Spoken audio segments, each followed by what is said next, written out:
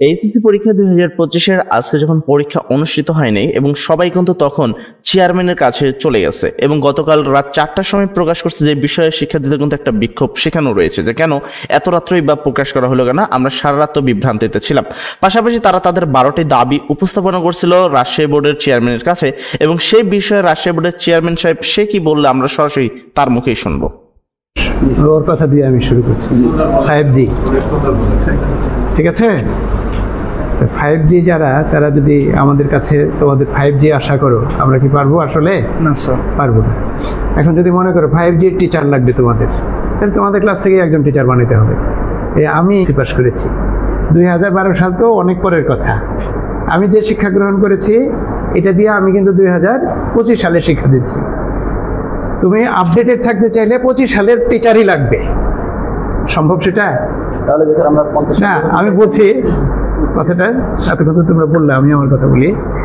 হ্যাঁ, এগুলো আমি যখন অনার্স পড়ি ফার্স্ট ইয়ারে, আমার ডিপার্টমেন্টে আমাদের ভাইস চ্যান্সেলর মহোদয় এসেছিলেন। আমাদের তরফ থেকে আমরা একটা এই সিলেবাসের ব্যাপারে আপত্তি দিয়েছিলাম, মানে একটা দাবি তুলেছিলাম। তো ভাইস চ্যান্সেলর, ওই সময়কালের ভাইস চ্যান্সেলর মানে স্বাভাবিক মানুষের তুলনায় অনেক জ্ঞানী গুণী, অনেক নাম করা মানুষ। উনি এই জবাবটা দিয়েছিলেন, অনেক শিক্ষিত মানুষ। উনি বলেছিলেন যে শিক্ষার্থীরা যদি ঠিক করবে যে তার পাঠ্যসূচি কি হবে, তাহলে এটা ইন দ্য লং রান এটার ফলাফল ভালো হবে না। এই কথাটা বলে যুগের কথা।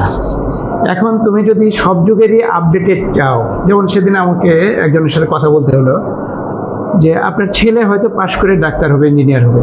এখন প্রাইমারি স্কুলের টিচার যদি আশা করেন যে একজন ডাক্তার যে প্রাইমারি স্কুলের টিচার হবে, এটা তো পাবেন না। এখন বাংলাদেশে নাই।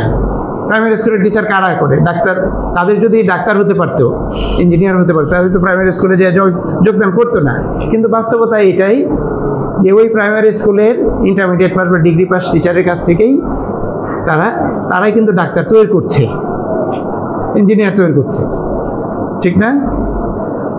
প্রাইমারি স্কুলে আমরা যে টিচারদের কাছে পড়েছি, আমরা বিবেচনাকে একটু চোখ বন্ধ করলে বুঝবো যে তারা কেমন ছিল, কতটা ছিল। তারা হয়তো পাবলিক ইউনিভার্সিটিতে ভর্তি হয়ই নাই, কখনো পড়ে নাই। ইঞ্জিনিয়ার মেধাবী স্টুডেন্ট, ইউনিভার্সিটি পড়ার স্টুডেন্ট তৈরি করছে, তাই না?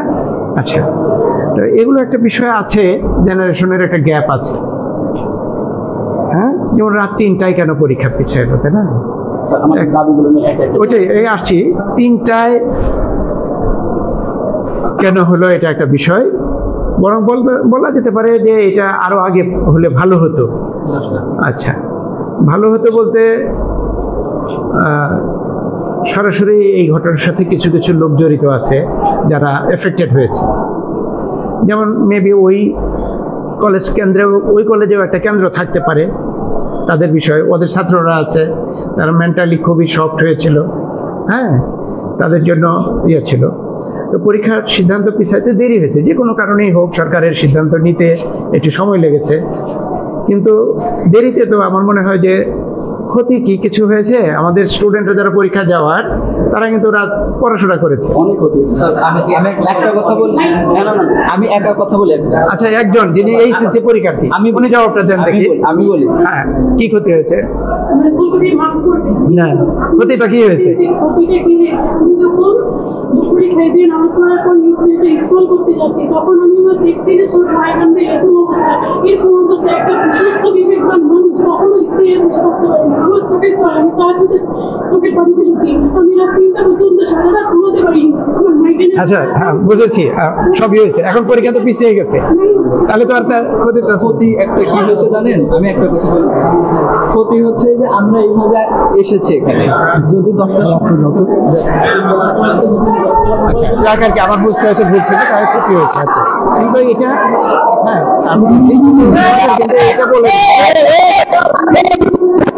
কিন্তু এটা বলে নাই যে পরীক্ষা নিবেই। না না, পরীক্ষা কি নিয়েছে? ওকে, কেন সব কেন তো জবাব হয় না? হ্যাঁ, সব কেনের জবাব তো আমি দিতে পারছি না। হ্যাঁ, সিদ্ধান্ত তারা, এটাই কথা ছিল, আমরা ওইটাতে প্রস্তুত ছিলাম যে হয়তো। আচ্ছা, এই বিষয়টা আমি বুঝেছি, বিষয়টা।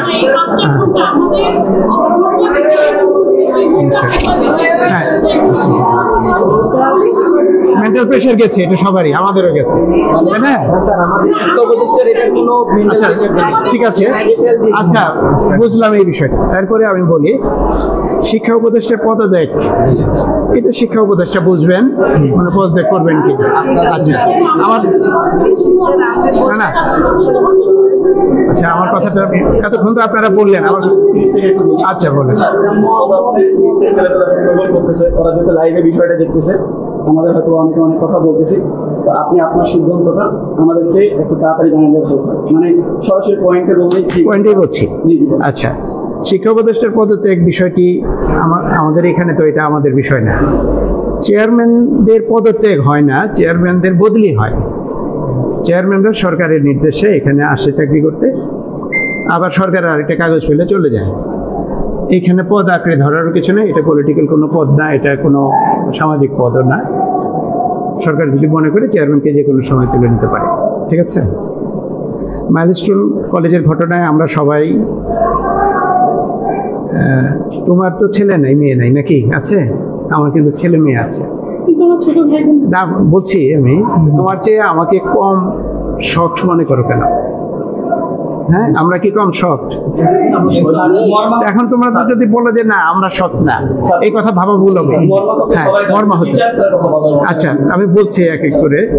হ্যাঁ, এটার ঘটনার সত্যতা যাচাই করে হতাহতদের হিসাব দেওয়া হবে, এটা নিঃসন্দেহে হবে। এটা তো এটা যে এটা হবে না এমন আমরা আশা করি না, এটা অবশ্যই হবে। মধ্যে কয়েকজন এখন ওইখানে তাৎক্ষণিক যে ঘটনাটা ঘটেছে, আমি এটা কারো কাছে শুনে না, আমার কাছ থেকে যেটা ফেসবুক ইন্টারনেট এই সমস্ত দেখে যেটা মনে হয়েছে, মানে এত দ্রুত ঘটনাটা ঘটেছে। ওই সময় ওই স্কুল কর্তৃপক্ষ বা সরকার বা কিছু তারা, আমি দুজন ডাক্তারের কথা শুনেছি, ডাক্তারকে জিজ্ঞেস করছে আপনার এখানে কয়জন এসেছে? উনি বলেছেন এটা তো কয়জন আমি গণনা করতে পারি না, আমি জাস্ট খালি রোগী এসেছে আমরা তাদেরকে ট্রিটমেন্টের জন্য দিয়ে দিয়েছি, কিন্তু কয়জন হয়েছে উনি ওই সময়টায় উনি চিকিৎসাবাদ দিয়ে গণনাটা করতে যায় নাই। এগুলো একটু সময় লাগবে হয়তো বা, এটা অবশ্যই হবে। আমি সংক্ষেপে বলছি, তারা দোষী, আমার মতো সারা বাংলাদেশের মানুষ, যদি এখানে কারো দোষ থাকে এটা অবশ্যই ইনভেস্টিগেশন হবে। বাংলাদেশ বিমান বাহিনীর মতো এত সুশৃঙ্খল একটা বাহিনীতে একটা ঘটনা ঘটলো, তাদের এটা অপূরণীয় ক্ষতি। এবং তোমরা জানো যে ছেলেটা এখানে পাইলট ছিলেন উনি আমাদের রাজশাহীর মানুষ, সুতরাং এটা আমাদের এই এলাকার জন্য আরো বড় ক্ষতি।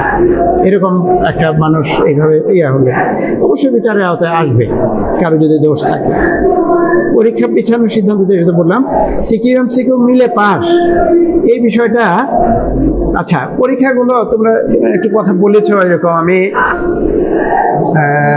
পরীক্ষা গ্রহণ, তারপরে প্রশ্নপত্র প্রণয়ন, এই বিষয়গুলো সম্পর্কে আমরা অনেক কিছু জানি, কিন্তু আমাদের জানার কিছু ঘাটতিও থাকে। সব জানা যে আমাদের প্রপার হয়, আমার সব জানা সঠিক না, ঠিক একইভাবে তোমাদের সব জানাও সঠিক না, ঠিক আছে। যেমন ও একটা বললো যে আমি নভেম্বরে জয়েন করেছি, না আচ্ছা আচ্ছা, তো আমি নভেম্বরে যোগদান করি নাই, আমার যোগদান হলো জানুয়ারি 7 তারিখ। আচ্ছা, যেমন এই যে একটু গ্যাপ থাকলো না, ঠিক সেরকমই প্রশ্নপত্র প্রণয়ন। রাজশাহীতে যে পরীক্ষা হয়, এই প্রশ্নপত্র রাজশাহীর কোনো টিচার রাজশাহী থেকে তৈরি হয় না, রাজশাহীরা প্রশ্নপত্র প্রণয়ন করে, ঢাকা বোর্ড প্রশ্নপত্র প্রণয়ন করে, দিনাজপুর বোর্ড করে, বরিশাল বোর্ড, এরকম 9টা বোর্ড প্রশ্নপত্র প্রণয়ন করে সেট নিয়ে একটা জায়গায় জমা করে। সেখান থেকে আবার লটারির মাধ্যমে সিদ্ধান্ত হয়। বলো, আমি বলি কথা বলো, স্যারকে শেষ করতে দেয়। যখন এইটা তোমাদের বোঝার ভুল, আমরা অনেক সময় আমরাও ভাবতাম যে সেট নাম্বার 1 হয়, সেট নাম্বার 2 হলে বোধহয় কঠিন হয়, ক সেট না খ সেট হলে কঠিন হয়। কিন্তু এবার আমি নিজে চোখে যেটা প্রশ্নপত্র প্রণয়নের প্রক্রিয়াটা দেখেছি, সেটা হলো 9টা বোর্ড থেকে 9 দুগুণে সিকিউ প্রশ্ন হয় 4×36 সেট প্রশ্ন, ওইখানে আমরা জমা হয়। আমাদের বোর্ড থেকে 4 সেট, এরকম 9 বোর্ড থেকে, তার মধ্যে একটা লটারি সংগঠিত হয়। লটারি করে এই 36 সেট প্রশ্ন থেকে 9টা বোর্ড 9 সেট প্রশ্ন নেয়, 9 দুগুণে 18 সেট প্রশ্ন, বুঝেছ? 18 সেট। এখানে শর্ত হলো আমার মানে রাজশাহী বোর্ডের তৈরি করা প্রশ্ন নিতে পারবে না, আর বাকিগুলোর মধ্যে থেকে নিতে পারবে।